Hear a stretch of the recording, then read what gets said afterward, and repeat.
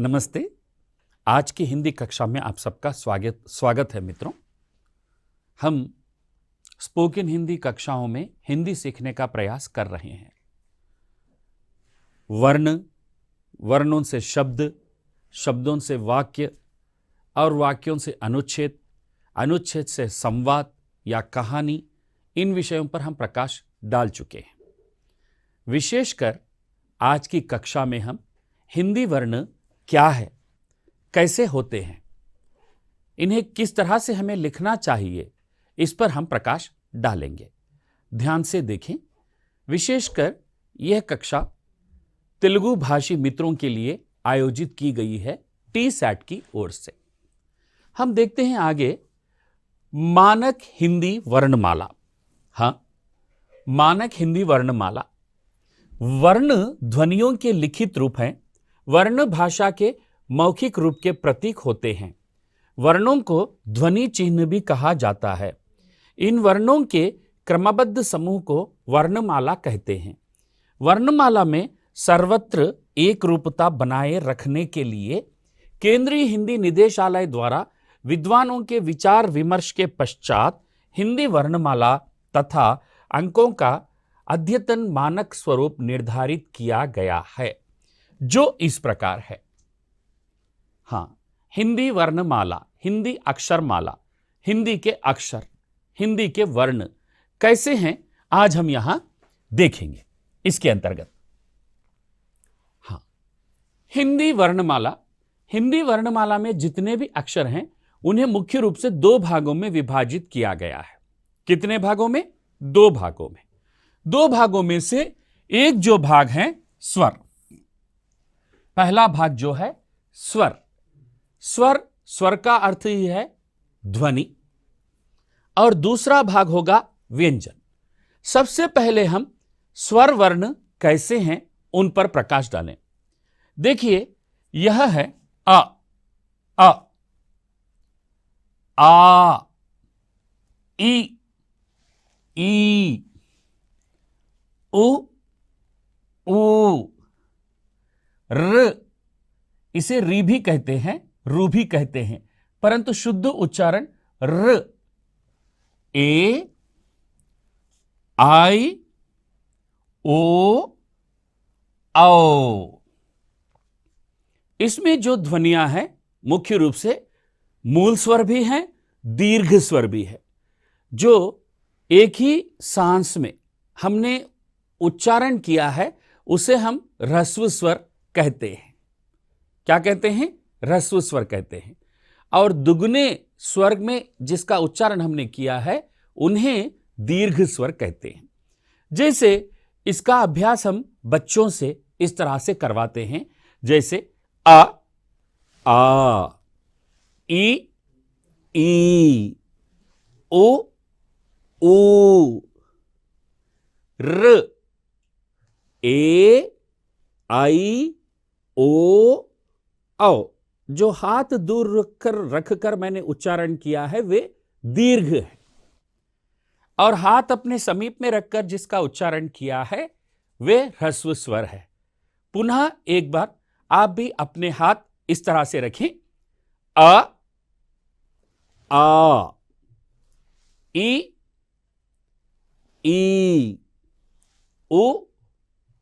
ओ, र या री या रू। शुद्ध उच्चारण तो र है।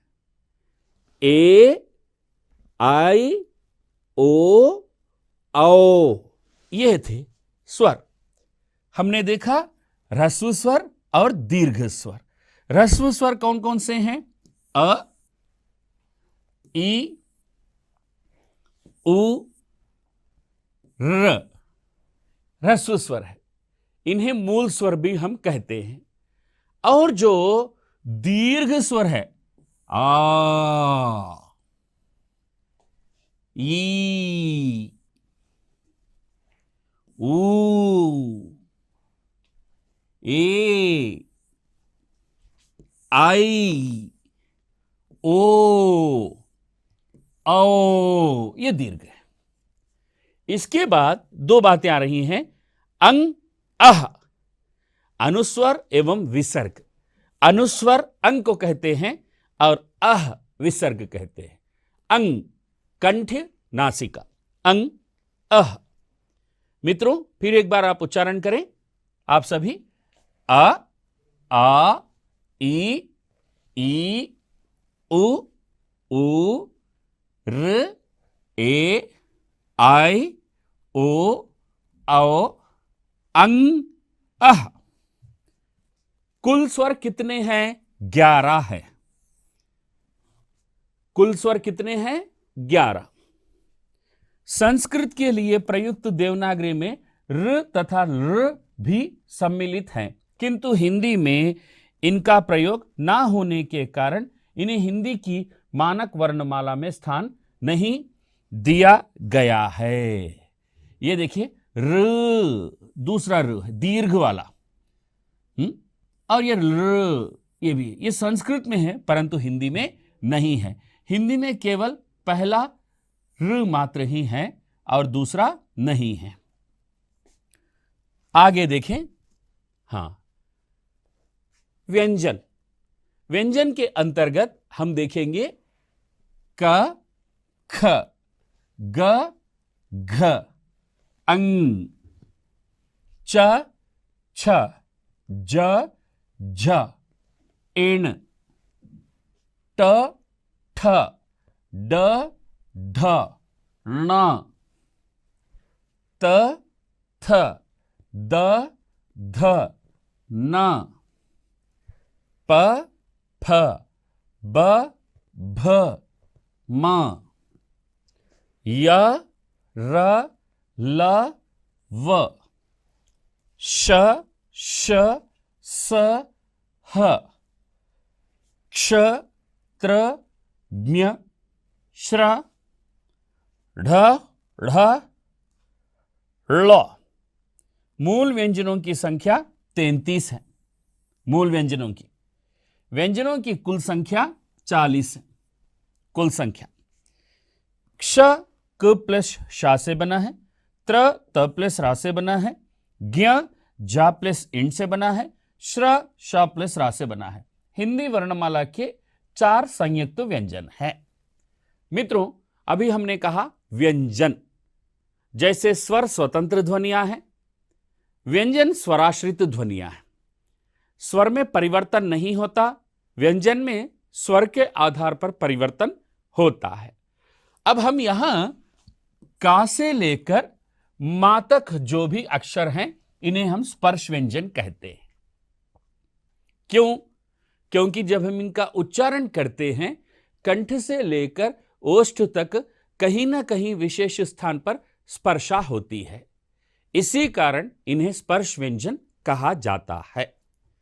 उदाहरण के लिए हम अब इनका उच्चारण देख करेंगे अल्प प्राण, महाप्राण, नासिका को लेकर। कैसे करना है ध्यान से देखिए। अब क ख ग घ अंग च छ ज झ इण ट ठ ड ढ न त थ द ध न प फ ब भ म। जो मैंने नाक को उंगली लगाकर मैंने जिसका उच्चारण किया है वे नासिका ध्वनियां हैं, अर्थात उच्चारण होते हैं वाग यंत्र से, परंतु थोड़ा सा सहारा नाक का लिया जाता है। स्पर्श का केंद्र नाक में भी होता है, इसी कारण संकेत के लिए मैंने ऐसे उच्चारण कर दिखाया है। सदा उच्चारण के लिए इस तरह नाक पर उंगली लगाने की जरूरत नहीं है। अल्प प्राण, महाप्राण क ख ग घ च छ ज झ ट थ ड ध त थ द ध। अंतर हमने देखा है। छोटी सांस के द्वारा काचा टा ता पा गाजा डा दा बा, बड़ी सांस के द्वारा ख छ ठ थ फ घ झ ढ ध भा। इसके बाद हमने देखा है अंतस्थ वर्णों को या, रा, ला, वा। ऊष्म देखे हैं श, श, स, हा। संयुक्त व्यंजन अर्थात दो व्यंजनों के मेल से बने हुए व्यंजन, जैसे यहां है क्ष, कैसे बना है? क प्लस श। त्र, त प्लस रा। ज्ञ, ज प्लस इन। श्र, श प्लस रा। हिंदी वर्णमाला के 4 संयुक्त व्यंजन है। उत्क्षिप्त व्यंजन, उत्क्षिप्त व्यंजन में क्या है? ढ, ध। वास्तव में ये सभी संस्कृत की ध्वनियां हैं, परंतु ये 2 ध्वनियां हिंदी की हैं। वर्णमाला में हिंदी की ध्वनियां केवल 2 ही 2 है। इनका प्रयोग किसी भी शब्द में पहले स्थान पर नहीं होता। उत्क्षिप्त व्यंजनों का प्रयोग विशिष्ट व्यंजन है, हिंदी में इसका प्रयोग नहीं होता, परंतु कुछ अन्य बोलियों में हो सकता है। मित्रों, फिर से एक बार हम मिलकर इसका उच्चारण करें।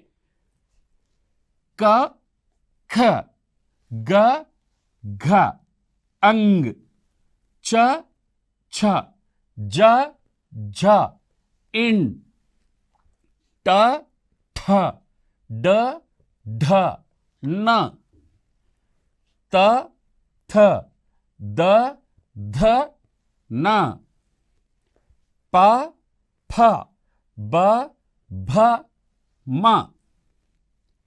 या, रा, ला, वा।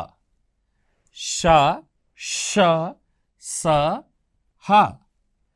क्ष, त्र, ज्ञ, श्र। ढ, ढ, अल्ला। ये व्यंजन के अंतर्गत हैं, हमने इन्हें देखा है।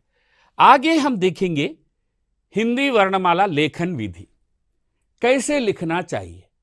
उदाहरण के लिए आपको आ लिखना है तो यह पहला स्टेप होगा, और दूसरा स्टेप होगा, और यह तीसरा स्टेप होगा, यह चौथा स्टेप होगा, और शिरोरेखा 5वां स्टेप होगा।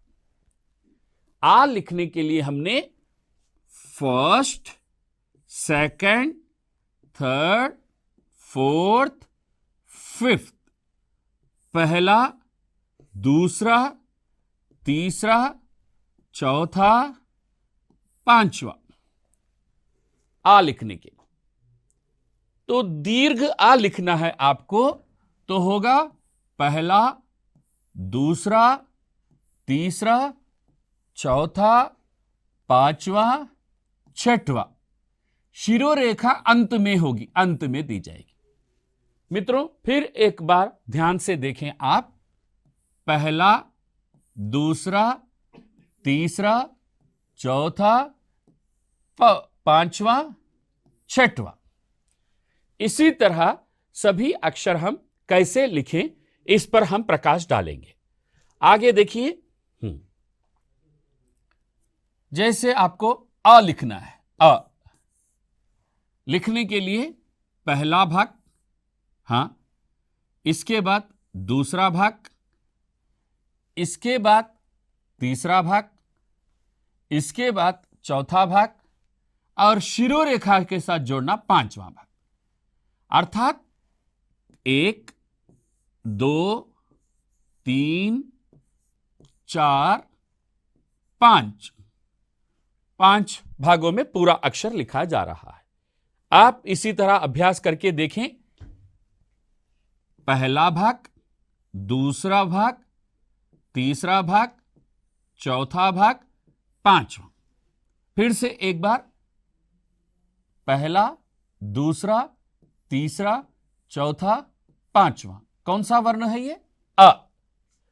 अगर इसी तरह आप दीर्घ आ में जा रहे हैं तो पहला भाग, दूसरा भाग, तीसरा, चौथा, 5वां और 6वां शिरोरेखा अंत में। पुनः एक बार प्रकाश डालें।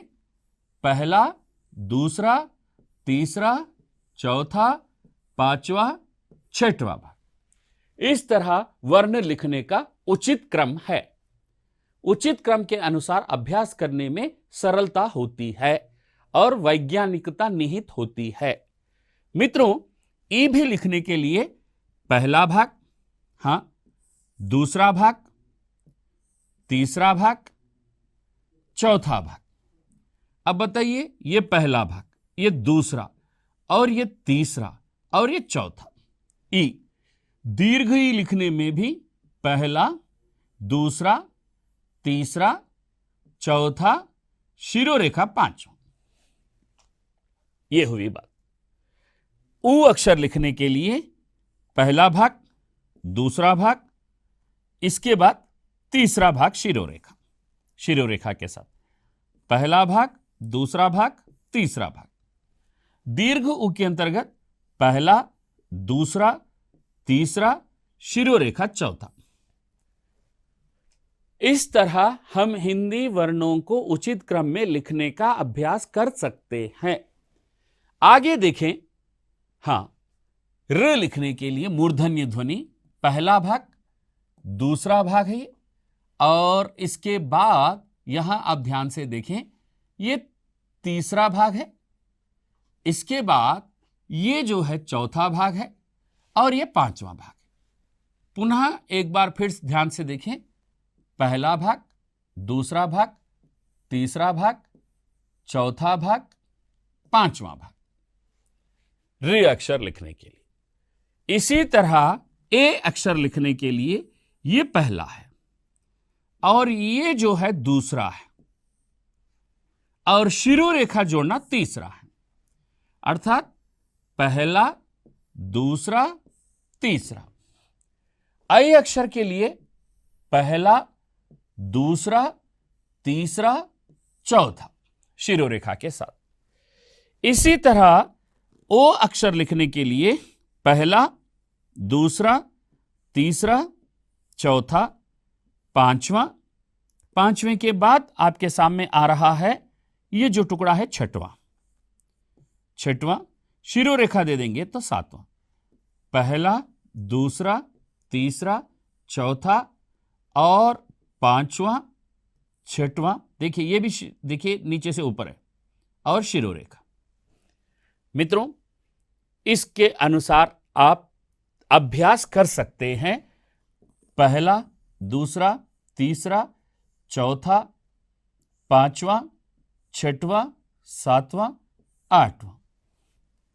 यह वर्णों का उचित क्रम है लिखने के अभ्यास का। यहां देखिए, का अक्षर लिखने का अभ्यास है। पहला भाग, हां, पहला, दूसरा, इसके बाद आपके सामने आ रहा है पहला, दूसरा, तीसरा, शिरोरेखा होगी चौथा। ख अक्षर लिखने में कई लोग कुछ समस्या का अनुभव करते हैं। पहला भाग, पहला, दूसरा, पहला, दूसरा, तीसरा, चौथा। ख अक्षर। ग अक्षर के अंतर्गत पहला, दूसरा, तीसरा। घ में भी पहला, दूसरा, तीसरा, चौथा, घ।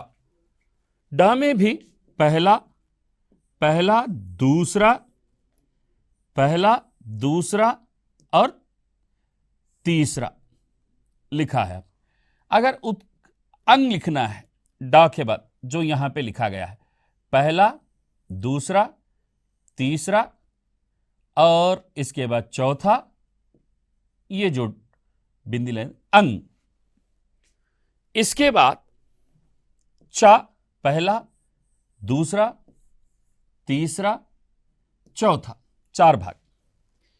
इसी प्रकार छ लिखने में भी पहला भाग, दूसरा भाग, पहला, दूसरा, तीसरा। जा के अंतर्गत पहला भाग, दूसरा है, तीसरा, चौथा और पांचवा। जा अक्षर लिखने के लिए मित्रों, इसी प्रकार हम अन्य अक्षर भी लिख सकते हैं। जैसे झा के अंतर्गत इन, टा, ठ, ड, ढ, ढ उत्क्षिप्त व्यंजन, ढ उत्क्षिप्त व्यंजन न, त, थ, द, ध, न, प, फ। ब, भ, म, य, र, ल, व, श। श, स, ह, क्ष। त्र, ज्ञ, श्र, ल। इन अक्षरों को लिखने की बात यहां बताई गई है। तो एक बार हम फिर से पुनः प्रकाश डालने के लिए कुछ अक्षरों की ओर चलते हैं, विशेषकर हम स्वयं लिखें। देखिए,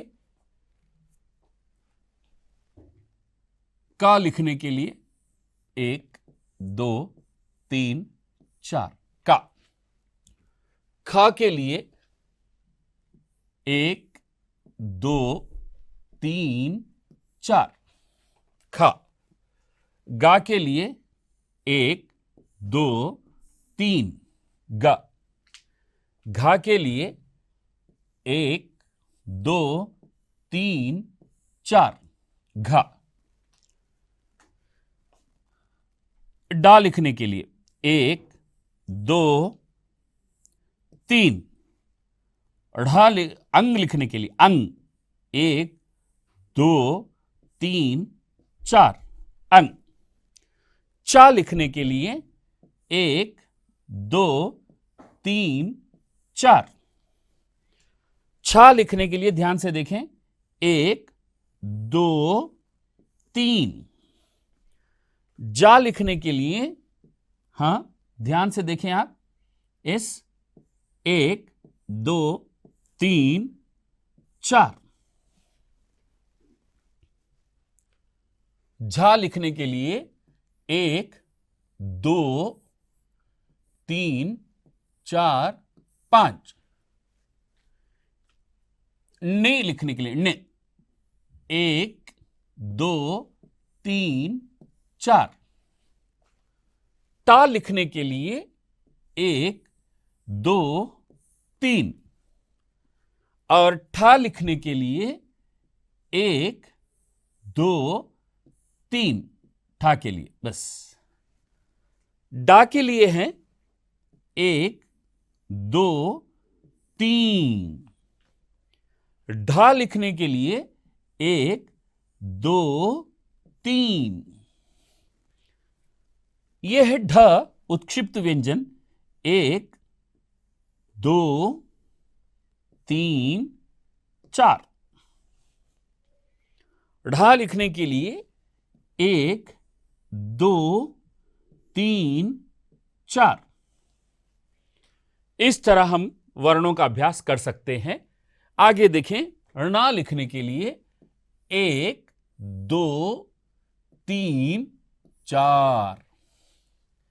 ता लिखने के लिए 1 2 3। और था लिखने के लिए ध्यान से देखें 1 2 3 4। दा लिखने के लिए हम 1 2 3। धा लिखने के लिए 1 2 3 4 धा। ना लिखने के लिए हम ध्यान से देखें 1 2 और 3। उदाहरण के लिए 1 2 3 यह ना अक्षर है। पा लिखने के लिए आपको 1 2 3 पा। फा लिखने के लिए 1 2 3 4 फा अक्षर लिखने के लिए। आगे देखें, इसी के अंतर्गत हां बा अक्षर के लिए ध्यान से देखें 1 हां बिल्कुल सही है, 2 सही है, 3 4 1 2 3 4। भा लिखने के लिए 1 2 3 4। मां लिखने के लिए 1 2 3 4, 1 2 3 4। या लिखने के लिए 1 2 3 4, 1 2 3 4। या अक्षर लिखने के लिए मित्रों रा अक्षर कैसे लिखें? 1 2 3, 1 2 3। ला अक्षर कैसे लिखें? ध्यान से देखें। 1 2 3 4। ध्यान से 1 2 3 4। व 1 2 3।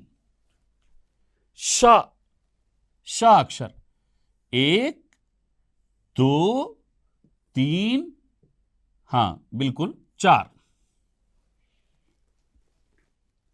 आगे श के लिए 1 2 3 4, 1 2 3 4।